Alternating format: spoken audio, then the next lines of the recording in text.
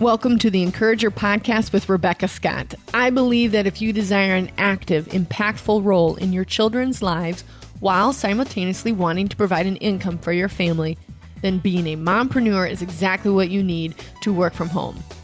The Encourager Podcast is my way of inspiring and motivating you with insightful knowledge, tips, and advice from myself and other successful working women who want to put their families first.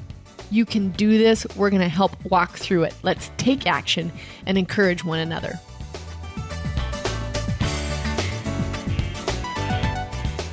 Hello, encouragers. Today's podcast is, are you a boss or a leader?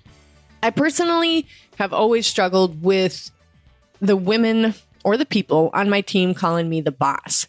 And I even, as open book as I am, I even had to go to therapy to figure out a little bit of self-worth things. And, I've talked openly about that. And forgive my background, the kids are home from school today. And so it's been extra fun. But you'll hear a couple of squeals and squeaks from the background here. Anyways, so I went to therapy to figure out a few things. And what I really boiled down to is why I have a problem with the word as boss is because I had a bad taste in my mouth from bosses from the other jobs I had before I got to start my own. And so what my team definitely does call me and respect me as is the leader. And I love being a leader. And I know a lot of you can relate to that too. There are certain things, subjects, ideas, projects that you have just really excelled at being the leader. And so that's why I call this podcast, Are You a Boss or a Leader? Because in my mind, a boss is not a good thing, but that's not always 100% true. So you don't have to take it literally. But I'm going to tell you the characteristics of a really good leader and how you can make good things for yourself as the leader and what you can do for your team as the leader. And so I'll start with your team first. A couple of things that you can do for your team that have made a big difference in my line of work and for my team. I'm up to about 20 different people. They aren't all full-time by any means, but they're seamstresses to shipping to lining gals, to my executive assistant, to the marketing gal, to the designing gal, all kinds of different positions, okay? And so in order to make us all of a team, because all of mine work in their own homes. And that's a gift, I feel like, from my business model is that I employ women to get to sew or work from their homes and raise their babies there instead of having to come to work. And so to do that, I still had to create a really good culture and a culture where we felt still together as a team, even though we didn't get to be in each other's spaces. And so I really thought carefully about what that would mean and what I want them to feel when I am the leader and when they are working in their own space. So I do sprinkles. I call it Sprinkles Week, and I got it from a book called Sprinkles. I highly recommend it. It's probably like maybe a 45-minute read. And it talked about basically creating culture for your team. And so about every 6 to 8 weeks, I do Sprinkles Weeks. And it's just a little gift in their load of to-dos or their project for that week or whatever they need to sew that week. And so it may be like our last one is we have more fun because of you. And we put together little cellophane. It was so pretty. This little cute little graham crackers, marshmallows, and chocolate s'mores. And other times I've done a mug and put some hot cocoa in there in the wintertime. Or we've done, Valentine's Day, we do something. We do a lot of, sometimes it's around a holiday, about every 6 to 8 weeks is when we do it. So sometimes it lands around a holiday and we'll do something like that, or just what that season may bring. And it's just a little tiny gift to remind them that I so appreciate them, that I never take this job for granted, and I don't take them for granted working for me. And I'm just so blessed to be in this position as their leader. So it just reminds them that they're special, that their work counts. So I highly recommend doing sprinkles.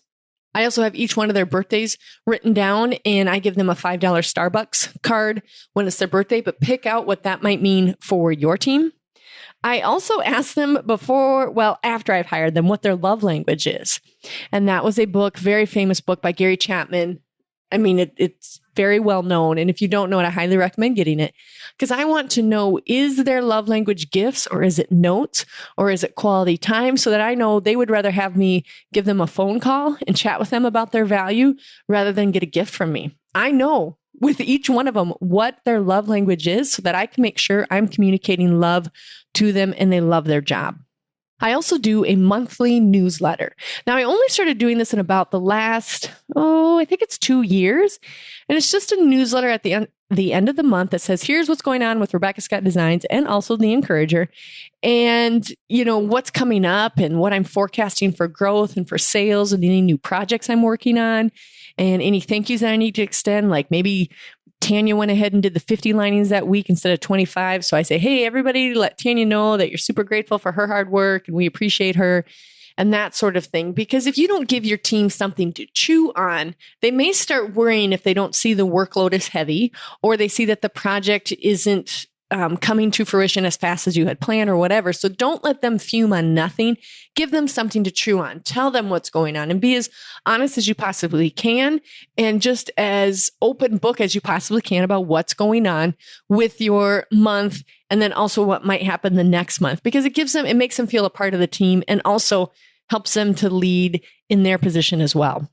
Another thing that's difficult to do, but you need to do as a leader is you need to ask for feedback. So at the end of my newsletter, I always ask them, is there any concerns or questions or anything you want to throw my way? By all means, email me back or call me back. I'd love to hear your voice. And that way they know that I'm not afraid of breaking if they give me some feedback about something was cut wrong or they didn't like the way I responded in an email, if I was too fast to respond and didn't take care of maybe their love language was words and I just didn't take care of them well enough. And so make sure that you're asking your team or the people you work with, even if you're not in a team situation where you're the leader, you're just a coworker. And I shouldn't say just a coworker, but if you are a coworker, ask people for their feedback so that you can grow and be better. It's like one of those fail fast, figure out what's going on so you can get better. Another thing that you can offer to do with your team and with your coworkers, even if your coworkers are tiny, try to figure out what their strengths and weaknesses are. You can go ahead and have them take the Clifton Strengths Finder. There is a free version that you can get online, and I do have anybody that starts to work for me, I have them take that. And I print it out. For me, I need print. I just love printed paper so that I can pull it out and refer to it frequently and find out what their skill sets are. So if I'm assigning a project to them, I know if in fact they can do it because it's one of their strengths or it's not. Maybe they're not detail oriented, or maybe they don't like futuristic things. Maybe they like the daily grind. Whatever it is, the strength finders will kind of narrow down from 34 major traits and personalities of people down to what are their top 5. And it's super, I highly recommend doing it yourself because it gives you a lot of insight into how your brain operates and how you like to take projects on and do your job. Another thing you could have them do if you do the Clifton Strengths Finders in addition, or maybe just try this one instead, would be the DISC profile. And that's a big one that Dave Ramsey uses with his team. And the D, I, S, and C all stand for different categories. I have not done that yet, but I have had it on an index card for at least a year to have my team go ahead and do it because we've done the Clifton Strengths Finders, but I'd really like to do the DISC profile with them. So I highly recommend that as well. And the only way I can recommend it is because I've heard so many good things about businesses who refer to it and then they post it on their desk so that it tells whoever is speaking with them what they are, if they're a D, an I, a C, or an S. So now that I've given you some ideas for your team, for yourself personally, being a leader is a lot of responsibility. And I'm the first to say that it's never easy, that you always have to stay on top of your game. And that when things fail, you need to be the one that takes complete responsibility. You need to talk through what the problems were, but in the end, you must take full responsibility, learn from it, and then grow. And so that being said, because there's so much weight on the position, which I enjoy the weight, and I always say, bring me more, give it to me. I will take on as much weight as possible. I love this job and I want to see the success of my company grow.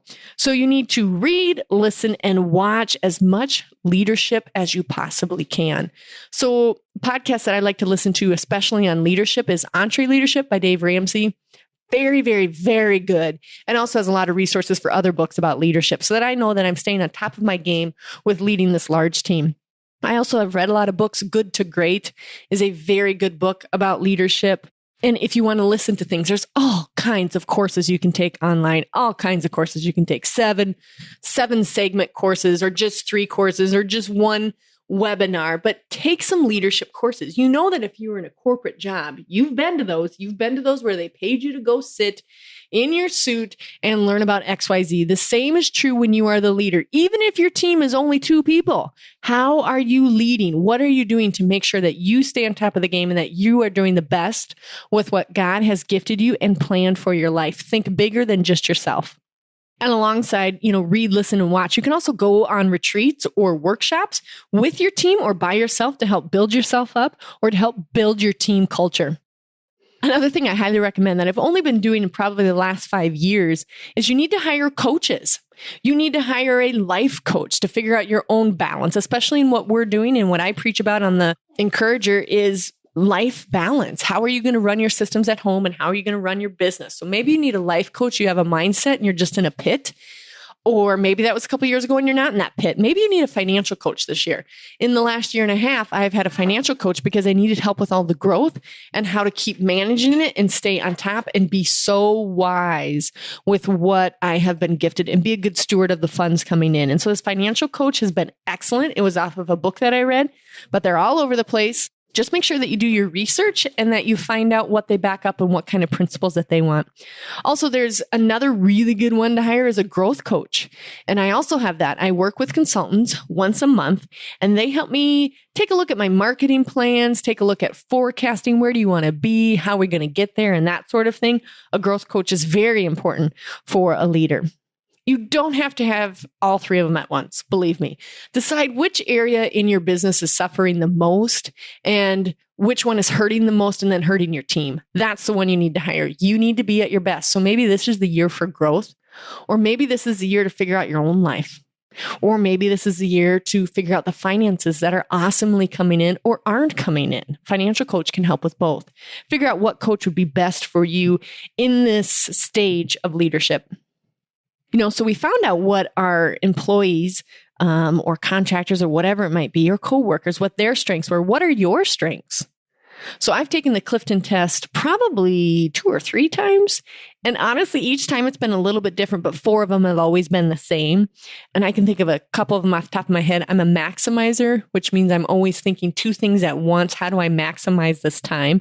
Which, big surprise, I'm running the Encourager and Rebekah Scott Designs at the same time. Like, how do I maximize everything that I'm learning? I'm very futuristic. I love to think about the future and what the future may hold. I love to create projects for the future. I love to think about where I'll be standing in a studio, in a factory, whatever it may be, which, by the way, would never be a factory. It will always be in people's homes. But for me, that might be a barn studio in the West Acres of our house. So I'm very futuristic. I'm also I'm not going to say to a fault because that would be a negative, but I am very, very, very optimistic. So that's one of my strengths as well. Those are a couple of them, but find out what your strengths are so that you can stay in your own lane. If you're trying to be something you're not, your team will pick up on it in no time. So stay in your lane. What is it that your strengths, and communicate those to your team so they know how to play to those strengths as well. Because ultimately they want to please you too, just like you want to please them. They would like to offer the same to you, and they can't do that when they don't know what your strengths are. And you're writing work, like in my case, you're writing work orders that are not your strength, and it's actually weakening your team because mistakes are happening down the production line. That's me right now. So guess what? My awesome executive assistant, Angie, said, and Nicole actually said, Becca, I think we can do your work orders for you. And I was like, what? It only takes me a couple hours, but I was making so many mistakes. Honestly, I was, because I had to type them up so fast and get back to the cutting table and get back to designing that I just missed a bunch of things. And it kept trickling down to the shipping, trickling down to the contractors, trying to get the pieces to me quickly. And so they are helping me beef up that spreadsheet, and they're going to start writing it because it's not my strength and it's not in my lane. I am so blessed by my team. So find out, what are your strengths? This is probably the major reason why I don't like being called the boss, is I don't micromanage. When you know your team's strength and you know you can trust them and you know what makes them tick, why are you micromanaging them? Let them do their thing. Let them do what they are gifted at so they can throw their shoulders back and be very proud of what they have accomplished outside of you telling them what they need to do. Now, obviously, you have to give them direction. You have to tell them what the end result would look like. That's very important as well. But in the middle, let them do it how they want to do it. Don't micromanage, but just tell them what your expectations are so you're on the same page. And then also be open to them saying, that's not doable. So you can say, okay, do we need to extend the date or less details? What part of it is undoable? You also need to keep your ego in check, but you have to operate with confidence. The moment you waver is the moment your team says, okay, something is not quite right with this goal, or you're not believing in some part of it. Mine will pick up on it in a heartbeat. If I'm super impulsive on it and they see some details coming up that I overlooked, they will gently remind me about those details and we'll figure it out so that my ego isn't involved. And one of the things that I say often is, if I screw up, it's very easy for me to say, well, I guess my ego was involved. Because the moment that I admit it, it's sort of like a release of, I'm just being honest.